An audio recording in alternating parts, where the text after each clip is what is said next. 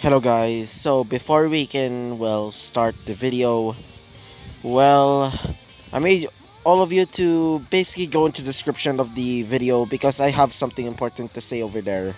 So yeah, I just need you to just check in the description and just listen to the instructions down below. I also have another announcement down there as well, so just listen, okay? And just comment down below for those for this thing, okay? So let's begin with the story then. Hello guys, I am back from another video. Today we're talking about what the deku was in has-been hotels. So in the last video, deku, well it's actually just a bit of like plot, as not really plot, more like how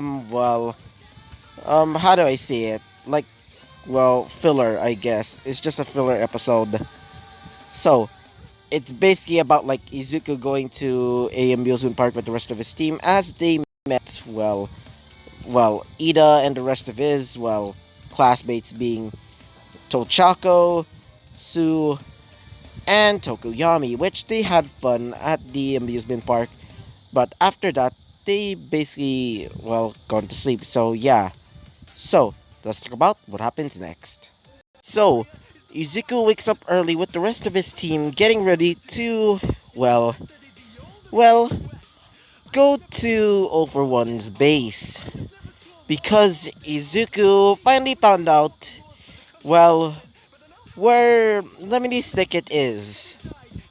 After a bit of, researching, and also going into the dark web, which was a bit complicated for him. But at least Izuku, get the job done and found out that Lemony Snicket is now working with Overwatch, which Izuku was smiling because he absolutely wants to, kill him because he was pretty tired of, staying in the human world. So, yeah, so after telling his team about it, they started getting ready, getting all of their, most powerful weapons, and also, a bit of training. So yeah, wait for a second. So after of training, they started getting ready to go to Over One's base. So when they made it to the woods where Over One's base is, Izuku sees not only Over One's base, but some heroes. They're apparently getting ready to basically defeat Over One once and for all. As Izuku sees Bakugo, Izuku was pissed off, and he wants to kill him. But his mission comes first, so Izuku swallows his pride and gets ready and kill, Lemony Snicket. So, the heroes started, advancing towards All for One's base as they started attacking the Nomus. It was a great distraction for, Izuku and the rest of his team's, true motivation. Killing Lemony Snicket and getting that, sweet dough. So, after, escaping detection from the guards and also some of the Nomu, they made it to the laboratory. Izuku sees, well, several holy weapons, even some molds for like for say holy knives, or holy spears, holy size, even holy freaking guns, like for example an AK, a Magnum, and also such other guns which I don't know what they're called. Anyway, after Izuku was looking around, Izuku says this: "Hey Luna, maybe try and get these things." As she says this: "Wait, this molten metal?" Izuku says this: "Yeah, maybe you can try and make I don't know, maybe like a weapon or something for your boss. I mean, he is your dad after all." As she says this: "Fine." As after she gets all of that metal, which she puts in a some sort of container or whatever, don't ask. So, After getting all of that metal, Izuku says this: "Hey everybody, I'd be finding that, well, let me snick it guy. You guys try and get out of here. You, and also you, Luna, you have to wait for me, okay?" As she says this, okay. So, after, well, getting outside and basically waiting for Izuku, Izuku goes off and tries to find, well, Lemony Snicket. Izuku sees Lemony Snicket hiding in one of the laboratories as he says this. Um, oh no, you're, you're, that's right, I'm Nightwalker. So, any last words? Izuku grabs his blade as he says this. Damn you, Velvet. As Izuku says this. Poor choice of words. As Izuku puts his sword up to his neck and slits his throat. All of the blood starts coming out of his throat as he dies, killing Snicket. So, after that, Izuku basically teleports back as the rest of his team watch in horror, or should I say happiness, as almost all the heroes were killed by the Nomus except for, well, a few heroes and, well, the almost all of the, well, heroes in training are still alive, by the way. So yeah, wait for a second. So after, well, watching them, almost all of them basically defeating, well, all of these, well, villains and also these Nomus, Izuku and the rest of his team sees, all for one, wielding the holy, well, anti-quirk blade, as he says this.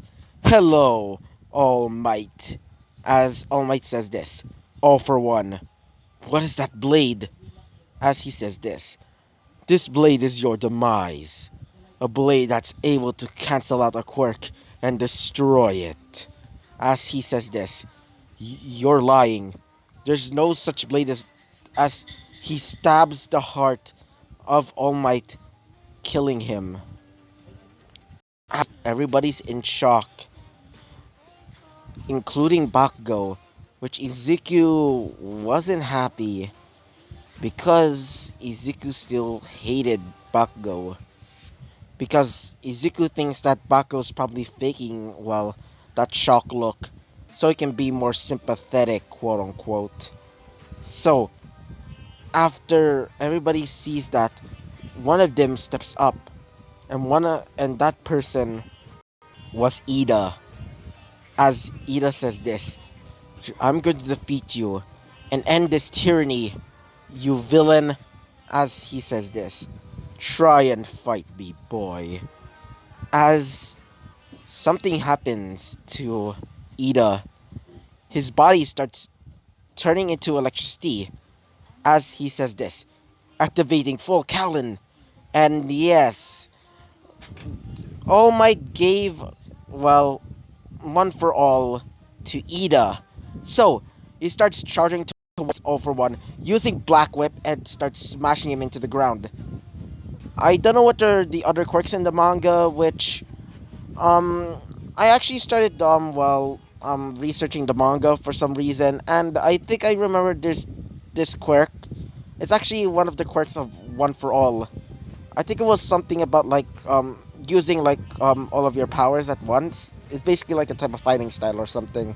So he starts using that, well, quirk and starts bashing him into the ground.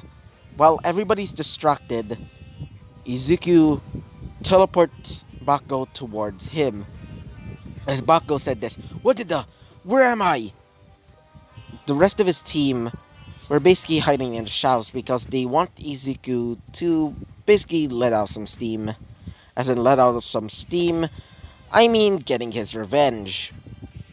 So, Izuku, in a terrifying and familiar voice, says this. It's been a long time, Kachan. As he says this. Wait, Deku? I thought you were dead. As Izuku says this. Oh, I am dead. I'm just a bit different.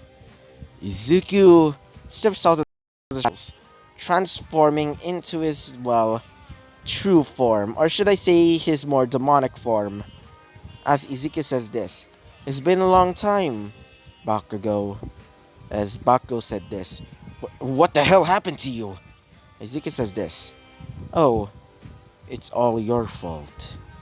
Izuku started creating these weird looking creatures, which, if you don't know, well, they're basically like Alistair's, um, well, like, have you seen in, like, the show, apparently in one of the, in one of the scenes where, like, Vaggie starts, like, well, telling the story about, well, about Alistair, there was, like, these, like, voodoo doll type creatures right next to, well, Alistair.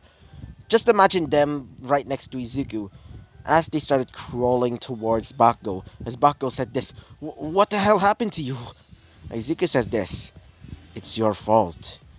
You said I couldn't become a hero, saying that I should die, that I would get a quirk in my next life. Well, and even though it's not a quirk, it still is powerful." Ezekiel starts creating tentacles as he starts crucifying Bakugo against a tree. As he says this, what are you doing?" As Ezekiel says this, "Payback. After all, you said that I'm quirkless, saying that I'm worthless. Are you happy?" As Bakugo starts getting stabbed by all of these voodoo doll type creatures. As Bakugo said this, Stop! Why? As Izuku says this, "You don't have the right to call me by that name. Call me Night Walker, and I will be addressed as that forever.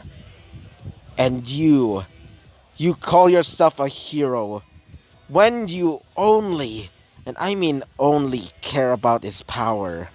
That's not heroism.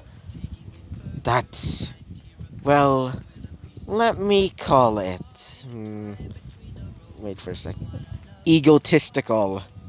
Or maybe even a little bit prideful, Bakugo." As Bakugo starts getting stabbed multiple times by these creatures, as Bakugo says this, "Please stop, Izuku." Izuku says this, "I said, don't call me that. And besides, I'm all out of mercy for you.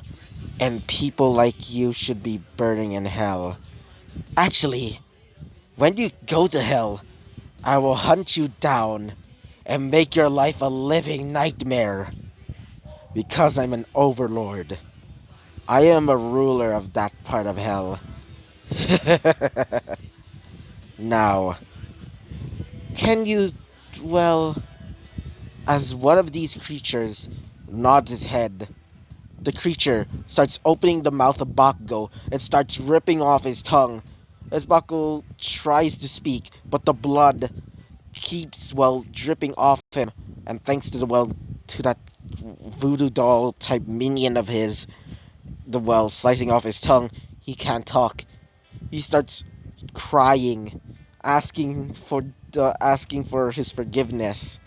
As Izuku says this, "Oh, the great and almighty Bakugo, crying and groveling. I always thought that you were always powerful. I thought that you were like a friend to me, even a brother. But instead, well, you're scum. You don't deserve anything. Then, burning in hell for everything, including hurting that girl. I think her name was like Ochako Oraka. Yeah." As Izuku grabs him by the neck, Bakugo asking for him to live. As Izuku grabs his demonic blade and slowly and painfully stab it through him, Bakugo, feeling the immense pain of the blade because the blade is made from from a piece of bone from like a hell creature. If you don't know, well, that's what I think his name was like Fat Nuggets is. I mean, Fat Nuggets is a hell creature after all. I mean, he doesn't look like a normal, well, pig. He has horns and also has some weird spots. So yeah. So this weird hell creature is basically like a, well, just imagine one of those like well, crows in like the comic that you would see in the, well, I think it was called like Alistair's Everyday Life, yeah, where those like crows started, well, attacking that waiter that, well, Alistair, well, made them, guys. I mean, he is a bit dapper, but he's not that mean. So Izuku Suku starts, well, slowly but surely, the slicing through Bakugo, as when it reaches to the end of Bakugo's, well, spine, the blade, it breaks his spine. And it's not helping that it the blade when it stabs a person, the demonic one, by the way, the one, that specific blade can literally, well, to a normal demon, it feels, well, like the regular old blade, but to a human, it feels like like he or slash she, well, is being stabbed by by a fire poke, or should I say, getting sliced by by a fire poke. So, after getting stabbed, Bakugo feels the immense pain as Izuku takes off his mask, and Izuku says this. That's what happens to people like you. You killed me, and this is what happened to me. Izuku using his other arms, the ones in his jacket, Izuku puts him back up into, well, the tree and starts using voodoo magic to basically, well, create, well, more, well, branches to stab through his, well, arms and legs, making him look like he's crucified. Izuku says this. Alright, let's go, Luna. I mean, after all, I did get my revenge. Bakugo, with his last breath, says this. You nerd. Bakugo dies.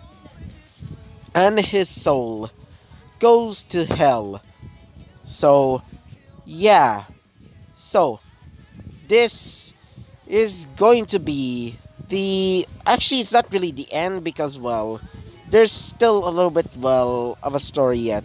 There's still a bit of like story. So, after killing Bakugo, Izuku tells Luna to create the portal as they made it back to hell. So, many things have changed in hell.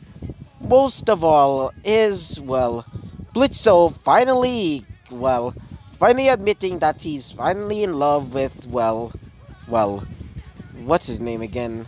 With Stolas, which, even though I don't usually like yaoi ships, Stolas and Blitz, they should be shipped. That's my ship, not gonna lie. And also, well, well, Charlie and like Vaggie, because, well, it's actually a canon relationship, by the way, because I'm just a little bit pet peeved by, well, people shipping, well, he's not like shipping Alistair with like, well, Charlie, because, well, Charlie is actually, well, bi, but she's already in a relationship with, well, with Vaggie, and trying to ship, well, Alistair with like, well, Charlie, or, well, Angel Dust, well, apparently Alistair's asexual, which means that he's not, well, sexually attracted with, well, other people, basically. So, yeah. So, after getting back to, well, hell, Izuku gets his pay and splits, well, the money between Izuku, aka himself, Todoroki, Kendo, and finally Luna. So, after that, they gone into their separate ways. Izuku gone back to his mansion, still being an overlord, and for Luna, and for well, for Todoroki, Luna started becoming the leader, or should I say CEO of Imp, because after Blitz and Stolas married, they started going into a honeymoon. Actually, wait for a second. Their head like their honeymoon after